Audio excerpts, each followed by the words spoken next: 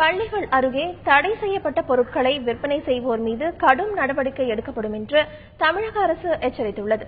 உலக மக்கள் தொகை தினத்தையொட்டி சென்னை மெரினா கடற்கரையில் மருத்துவர்கள், கல்லூரி மாணவ மாணவிகள் பங்கேற்ற விழிப்புணர்வு பேரணி நடைபெற்றது. இதை மாநில சுகாதாரத்துறை அமைச்சர் விஜயபாஸ்கர் தொடங்கி வைத்தார். இந்த நிகழ்ச்சியில் பங்கேற்ற பின்னர் செய்தியாளர்களை சந்தித்த சுகாதாரத்துறை செயலாளர் ராதாகிருஷ்ணன், தமிழகம் முழுவதும் பள்ளிகள் அருகே விற்பனை செய்யப்பட்ட 1200 கிலோ தடை செய்யப்பட்ட பொருட்கள் பறிமுதல் செய்யப்பட்டுள்ளதாக கூறினார்.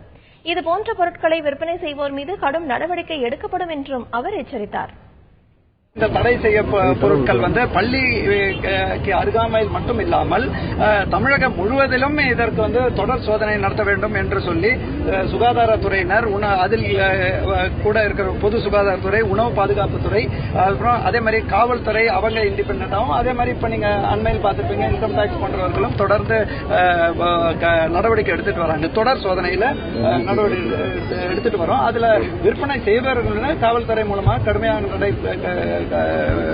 நடவடிக்கை எடுக்கப்பட்டு வருகிறது. சென்னையில் பள்ளி அருகே பிடிபட்டது கஞ்சா சாக்லேட் அல்ல என்றும், மருத்துவர் அறிவுரைப்படி மருந்து கடைகளில் விற்க வேண்டிய ஆயுர்வேத பொருளை முறைகேடாக கடைகளில் விற்பனை செய்துள்ளனர் எனவும் ராதாகிருஷ்ணன் தெரிவித்தார்.